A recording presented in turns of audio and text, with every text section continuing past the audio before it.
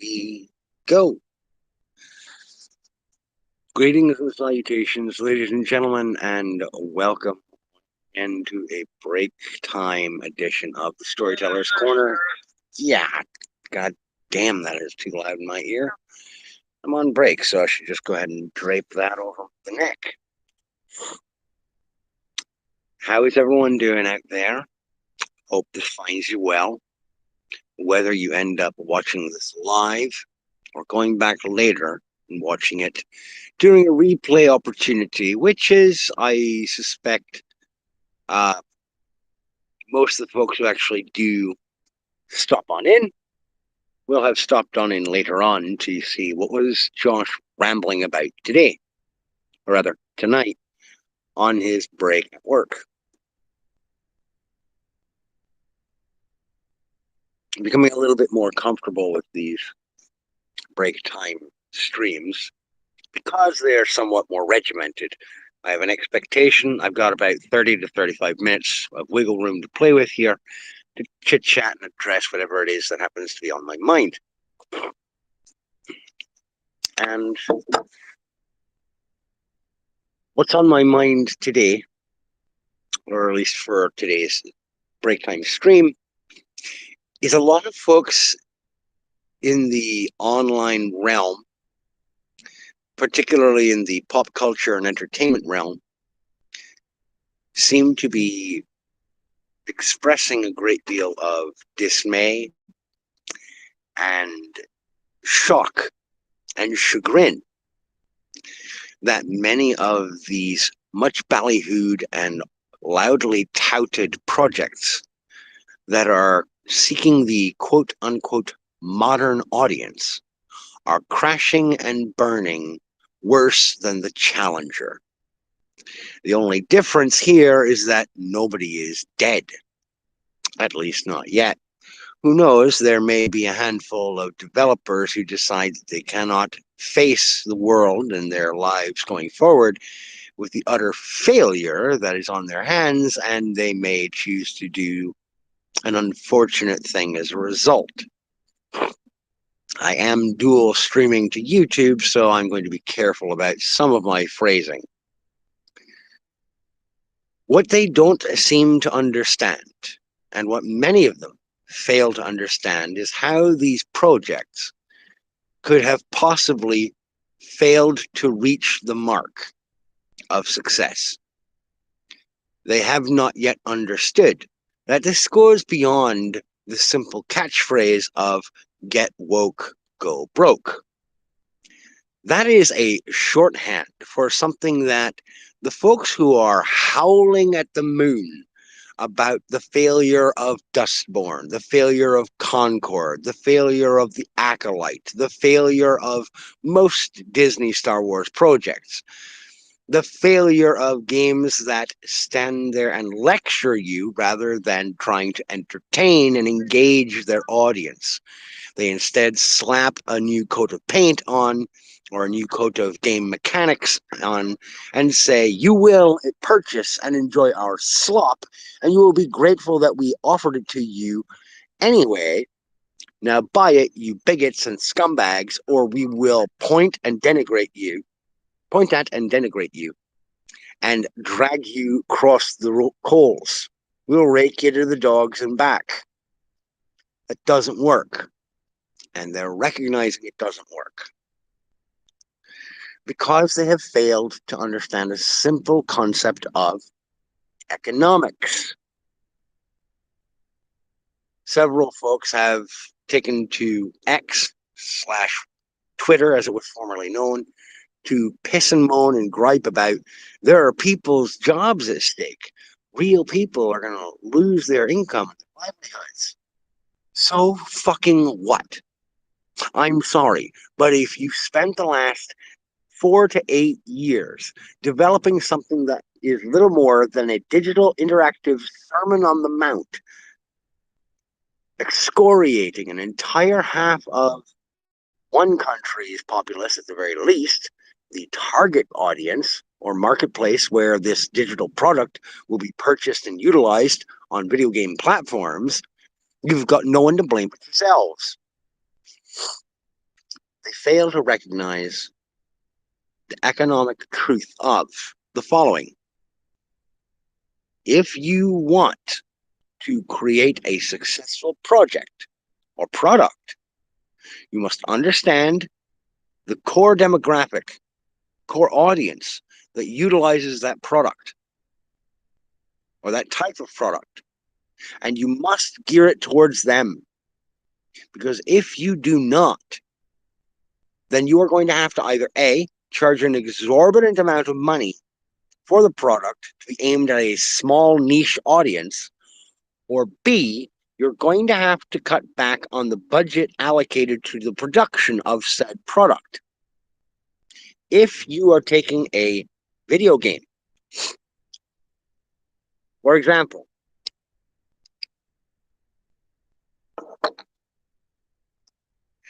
and you're only going to make it available in the English language, then you know that there is a certain element of the potential customer base worldwide that may very well choose not to purchase that game and play it because it won't be available in their native language. Some folks, they want to be able to understand the subtitles and the menus in order to actually play the damned game.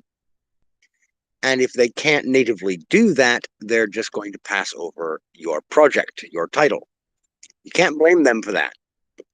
So you either have to make an accommodation and make the product available in their language, which requires translation, which requires a little bit more production cost, or you bite the bullet and you accept that you are limiting your prospective audience of purchasing customers by narrowing it down to a singular language of availability.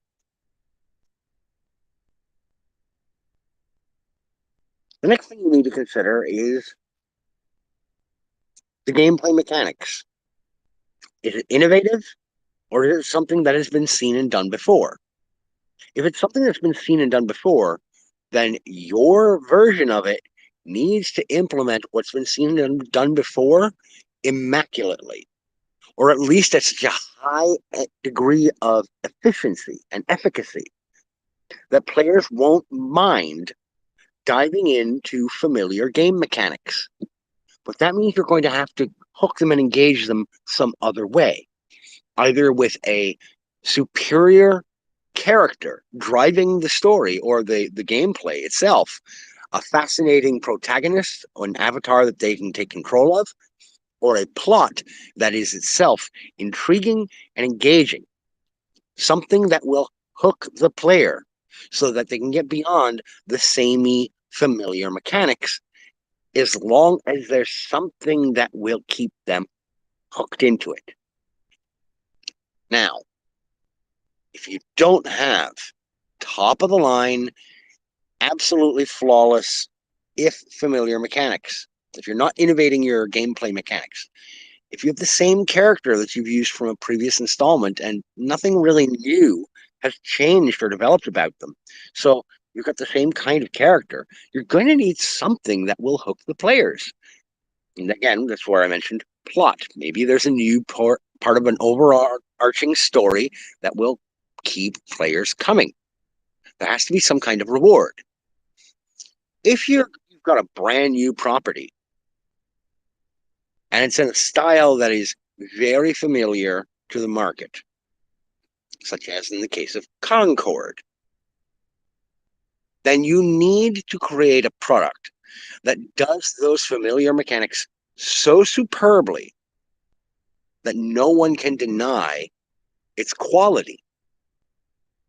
But in a marketplace saturated with free-to-play, you can't expect people to jump in at a $40 price point, especially when the characters to choose from are not only uninteresting to most of your game player base, or they're eye-rolling and cause players to think, wow, you're sermonizing to me in electronic interactive format. That's going to result in an utter failure, and it has. Because the people making and promoting games like Concord, and especially Dustborn, don't understand that the vast majority of the potential customer base does not want to pay out money to be told they're awful people. And let's also take a look at this whole, well, the game isn't made for you. Okay, then we're not going to buy it. This is simple economics. But when you're dealing with a bunch of commie cocksuckers, and I'm far enough along that I feel comfortable enough saying that on YouTube. If the people making the games or promoting the games are a bunch of fringe lefty, uber progressive, hook and hammer wielding sociopaths who will bury you if you don't agree with them, if those are the people making the game, they don't understand economic theory to begin with. Because they think that there's some communist utopia that will open up, that panaceas will fall from the fucking heavens like manna. It won't. Just because you spend a great deal of time and effort and money creating a product, if that product is garbage, no one's going to buy it. No one's going to support it. And for the slim demographic that you're chasing after, who you think will purchase that game and will play it, you're not controlling your costs, your cost of goods. In retail, it's referred to as a COG, cost of goods. If the game costs you $100 million to produce, but it's a digital game, it's a digital product, so you don't have to pay for distribution, okay, for physical distribution. You just need to pay for server storage space to host the copies of the game to send out to people who redeem a code for a digital copy of that game. Okay, so you've eliminated your overhead. But how much did you have to pay out in salaries to the people developing the game? Were those salaries worth paying out? Are you paying fair market value for the people who are working on this game? I suspect no, you're not. You're overpaying for the developers on that game. Hey, Alex.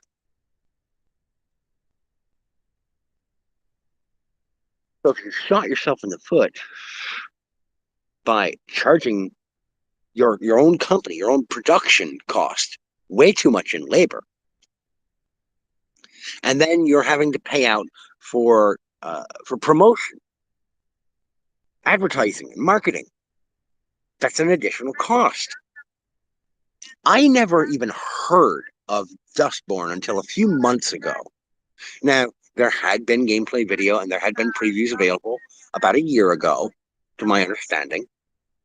But even back then, people took one look at it and said, no, this looks like garbage. And people were not interested. They weren't intrigued. They walked away saying, this looks like dreck. This looks and it sounds like it's going to sit there and spend most of its time lecturing me.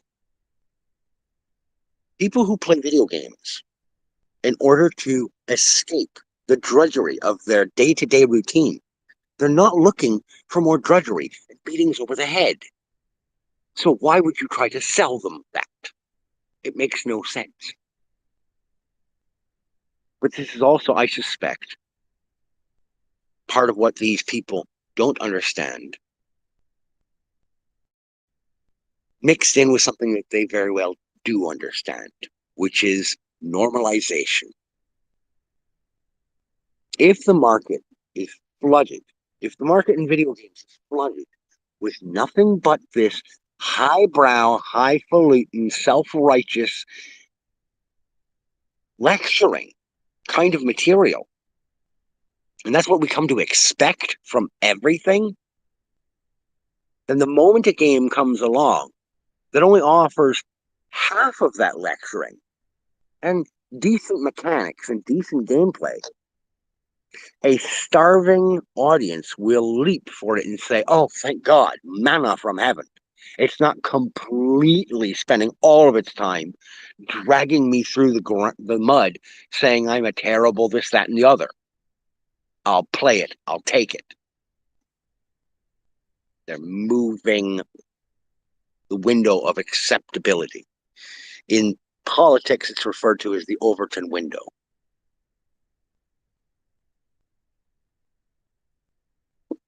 Now, unfortunately for them, technology moves and advances and evolves at a pace that even they can't keep up with. Because while games are becoming more and more fluid, more and more technically savvy, and powerful, potent, capable, and various, the means by which we communicate with one another and the other potential customers out there in the world also are multiplying and advancing at a pace that they cannot keep up with. Because people are capable of sharing their opinions and takeaways of these products, these games, these movies, these shows, whatever the entertainment format media may be, because we can all connect with one another, person to person, real people saying, here's the game that I played, here was my takeaway of it, here's what I think of it, but I leave it to you to form your own impression. Over time, a handful of people are going to become trusted voices when it comes to what's on offer right now. And that's how you end up with people like the Critical Drinker, Nerdrotic, and people like my buddy Cortex, brother Cortex, who is an avid gamer. He spends a great deal of his downtime when he's not working all the fucking time playing games to decompress, to relax, and because he just enjoys them as an artistic medium. It's a hobby he has enjoyed for a very long time, as have I. But he has played so many games that I will trust his opinion, his take on a game, particularly when I don't have the opportunity to play a lot of video games. And this is something else that perhaps it's something that this current batch of developers and video game companies really haven't thought of. Video games as a hobby have been around since Pong, but really didn't become mainstream saturating marketplace of consumer electronics until the early to mid 80s with the Nintendo Entertainment System, or some people say regular Nintendo. I love that phrase. Where are my regular Nintendo peeps? The NES, the SNES, the Master System, and the Genesis. Mario versus Sonic. So the hobby's been around for about 40 years. So even the earliest Gen X, like even late stage Gen Xers who have grown up with the hobby, we have seen the low points of this particular hobby slash art form. Many of us have become well familiar with the tricks and traps of the trade. We're not so easily duped. And many of us have learned over growing up how to close our wallets and say, no, I cannot justify this expense. Not just as a matter of smart personal budgeting and household economics, but because there are many of us who don't want to expend that money on something that we're not going to get an opportunity to enjoy. And when we sit back with a game, we want to enjoy it, even if it's a challenge. I think of the little-known PlayStation 2 game, Blood Will Tell. That game was brutal. I cannot tell you the number of times I got slaughtered playing that game. And I never actually beat it. I got that game, I think I was not long out of high school. PS2 was already near the end of its lifespan, but I really enjoyed it, even though it was a frustrating challenge. I liked that game because it was complex, because it had an in-depth combat system that I had not yet mastered. But if you die enough times in that game, it unlocks an easier mode. Okay, yeah, I'm a chump. I'm not good with action games. I've always preferred RPGs and puzzle games and platformers, 3D platformers. People would make fun of me back then for enjoying games like Spyro and Crash Bandicoot, and Gex. I loved Gex. Those games were silly. They were not overtly complex. They were sprawling. They were fun adventures and passages of time. They were bright and colorful and spoke to an almost childish enjoyment and glee. And that was how I unwound, decompressed. I didn't play the games at that time, for the most part, for any kind of messaging, unless I was playing an RPG. Something heavy-handed like Xenogears. I love Xenogears. It is one of my all-time favorite games of all time. It has a brilliant overarching plot, although the second disc kind of muffed it a little bit. But they're working on a time crunch. Brilliant characterization and character development. You had ancillary support characters in both the protagonist and antagonist casts of that game that were high-end archetype characters, which in narrative construction means they worked beautifully. You didn't need an entire backdrop on these archetype support characters for them to have an effect on the story, on the primary characters of the story. They were still vital to the overall narrative, the overall plot. And the gameplay mechanics, I downright loved, especially the martial arts inspired combos that you could utilize on your turning combat when you were outside of your gears, your giant fighting robots. And even the gears had combination attacks based on fuel economy. There were systems within systems that, if you learned and mastered, could create a challenge that, again, once you met that challenge and really figured out how to maximize your efforts, was brilliant and enjoyable. There were a lot of theological and philosophical and psychological questions posed throughout the entirety of that game's narrative. Fascinating discussion that could be born out of playing that game. And I loved the shit out of it. I got that game for my birthday just a few months after it released, and I played the shit out of it. But I also enjoyed Spyro, which is a silly little cartoon game about a silly little purple dragon that breathes fire and flies.